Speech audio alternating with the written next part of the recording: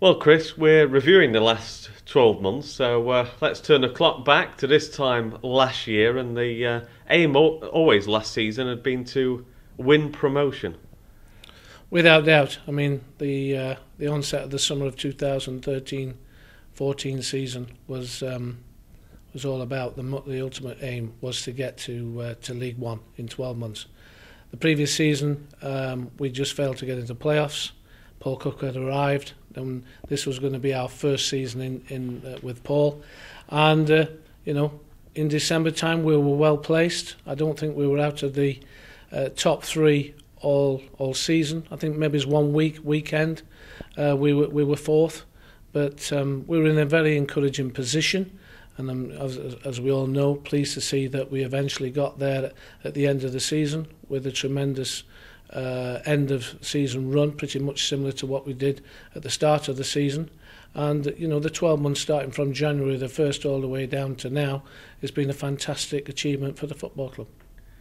So to not only win promotion but to seal the title on that great last day against Fleetwood, what did that mean to the club?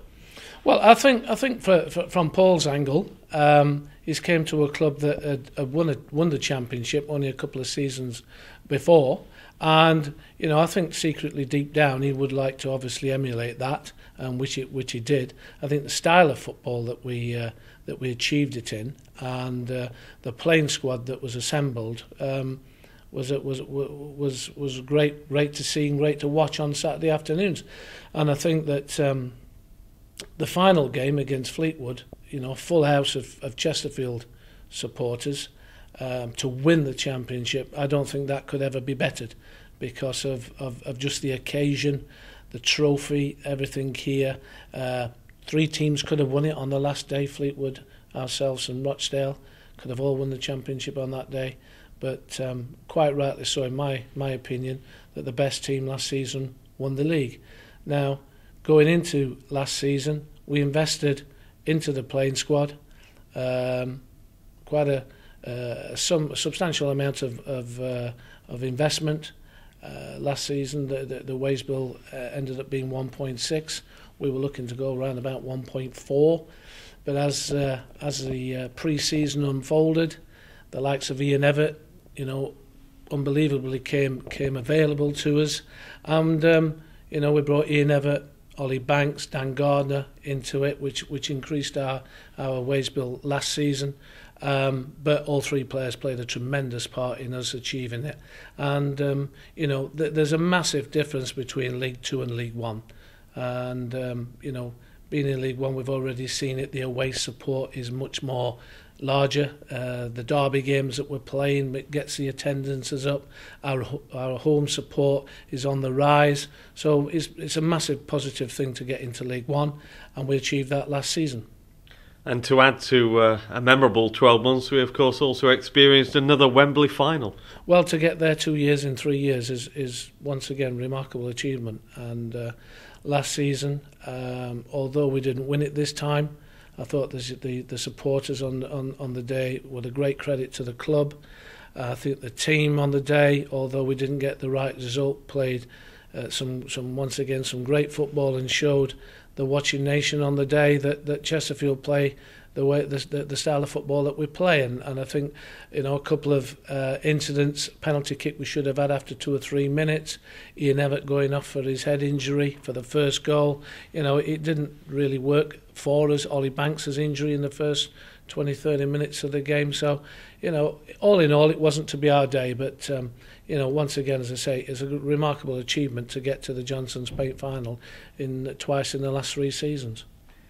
Now, looking at the additions to the squad since the end of last season, a number of shrewd signings made by Paul Cook, the likes of Charlie Raglan, Romy Bocco and Sam Klukas once the season was underway. Well, a lot of talk in the summer was about the size of the squad, the depth of strikers. Some doubters were saying that we're going to go straight back down like they did, or like we did the previous occasion. We as a club from our angle, invested heavily, as I say, in the squad 12 months before. But those players brought into the club were not just for a one-season hit wonders. They were brought in with the eye on League One football, and has proven to be the case. All them players that we signed at that particular summer have done extremely well, held their own in this division. We've played all the top teams apart from, or big clubs in this division, apart from Coventry, which we play on Sunday, and we've more than held our own. We beat a couple of them, we've drawn with a couple, and we've had narrow defeats with the likes of MK Dons in the league. So, the investment that we put into the club, it was a 2-year project, not just a 1 year. So, this year we haven't had to scramble around for players. Always we're on the lookout to rebuild the squad. The players that were brought in this summer have added to those boys that we had last season, and they're playing once again some great football at a higher level and competing well. So the investment that we put in is now paying its dividends this season. Also during the summer we extended the contracts of majority of the players. So because we have the confidence, Paul has the confidence in these players to take us where we'd like to be at in League One. One notable departure this season has seen the exit of Liam Cooper. Of course, went to Leeds United. Well, it's something that we can't avoid because when big clubs come for our players, I personally, at the moment we've got many clubs coming to watch us play every Saturday. I see the list of the clubs that's coming to watch us, and I take that as a compliment, and I know Paul does, regarding bigger clubs coming to see our players. Now, when a club comes in for the players, the unfortunate side of the coin is that a player wants to play at the highest level. Now, Liam, he's a Leeds United fan, and his team that he supported has come in for him. It was very difficult to hold on to him, but we did turn at least three bids down for Liam from Leeds before eventually we struck a deal with him. Now, once again, people are knocking on our door for several players at the moment, and decisions will have to be made. But what we've got to look at is that already we're recruiting players and looking for players for the future, for if certain things happen.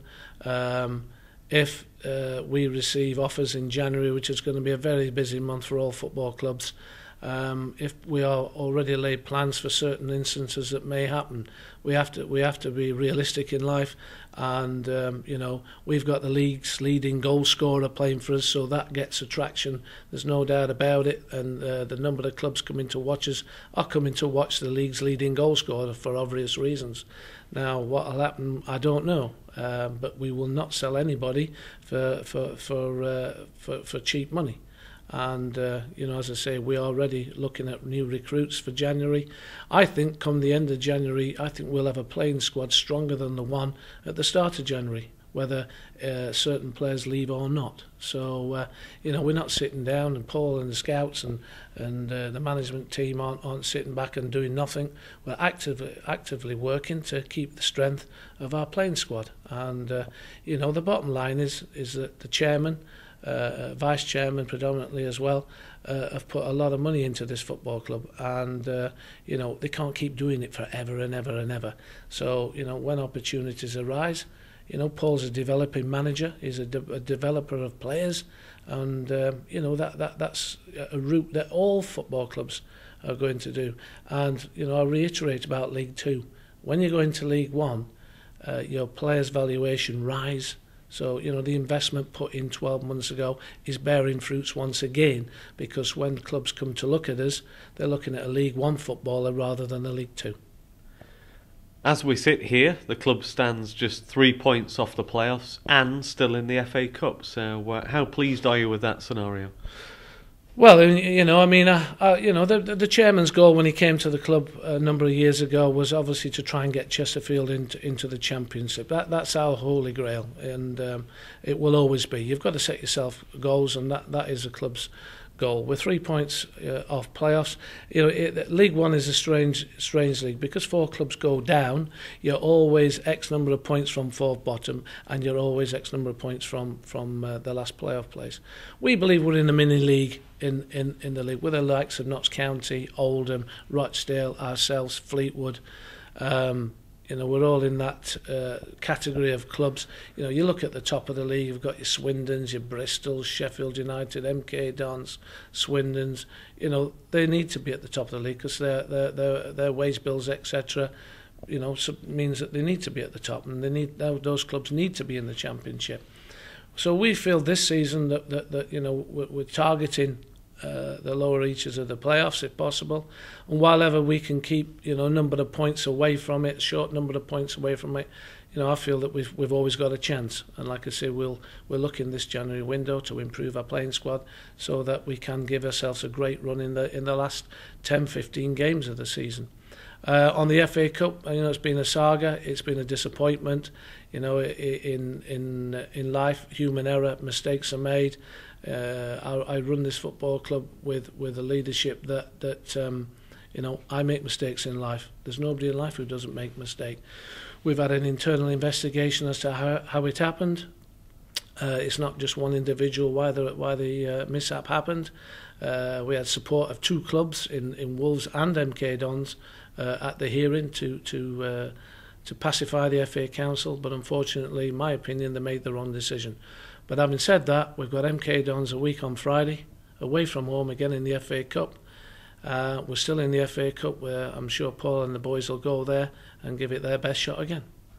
Now, away from the first team, a lot of encouraging signs from the youth setup, advancing to the next round of the FA Youth Cup after a fine win against Aston Villa, and generally things looking good on that score. Well, when I came to the club, you know, we haven't produced a player for a long time, and you know, with Paul and Paul, you know, Paul and I looked at the academy. Liam Sutcliffe's development came along 2 years ago, and now they're working very closely. The development have produced players at all levels for the academy teams at all age groups. In the FA Youth Cup tie against Aston Villa, which was an absolute magnificent win, after being 2-0 down to come back and win 3-2. But the investment in each academy into our academy, into Aston Villa's academy, is a million miles apart. But in that side, 2 players, Miles, the keeper, and Cabine, who scored the winning goal, are from the development squads. Our youth team, as under the guidance of Mark Smith and Jerry Carr, are starting to produce some players, develop players, and I believe that in 2 years' time, we will have one of the best Group 3 academies in the country, simply because of the numbers of players now that are being scouted, simply for the numbers of people that are knocking on our door. You know, there's been a mass exodus from this town to go to the Sheffield clubs and Derby in the past, which we've slowed it right down. We're actually having players come in and parents come here to coming into Chesterfield.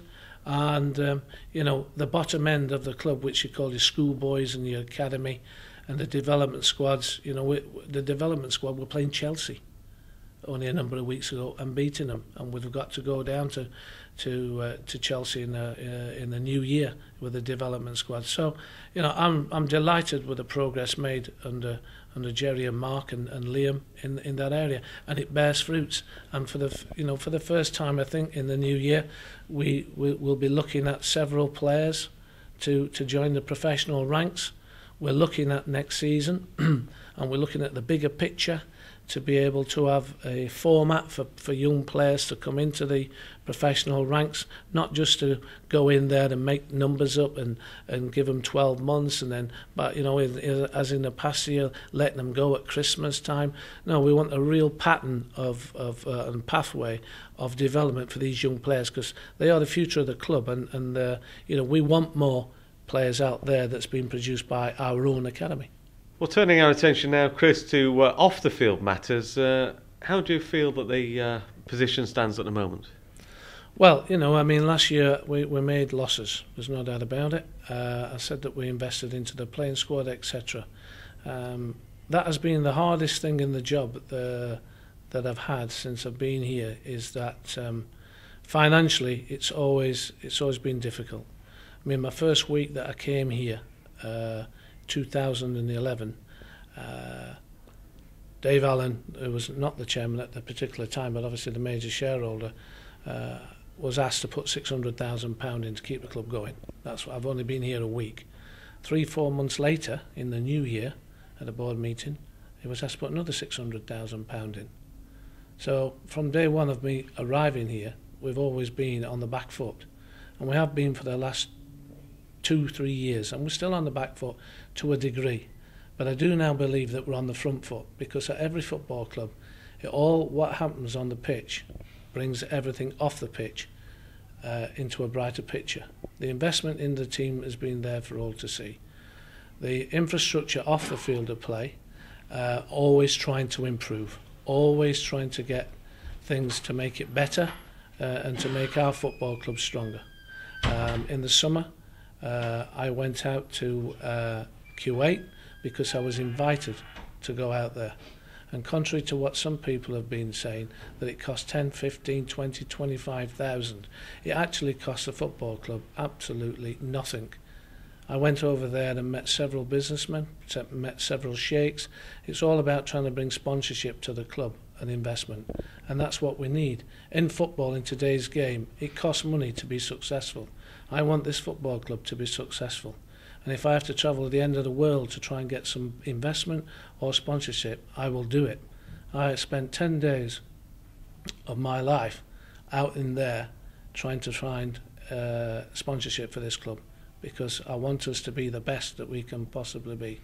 And, that is over, that particular thing. Who's to say that it's dead? I don't know. But I did meet some very influential people, and we'll see what the future brings along there.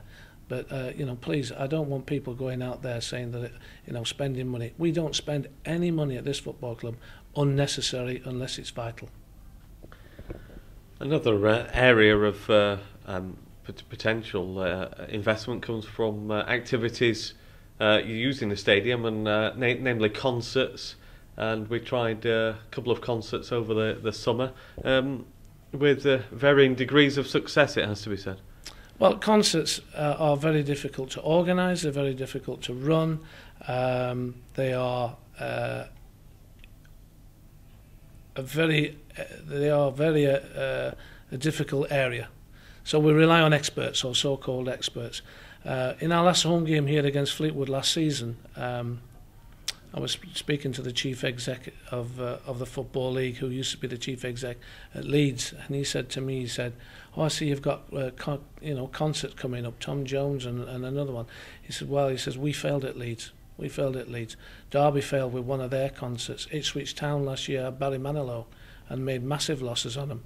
So they're not a guaranteed success."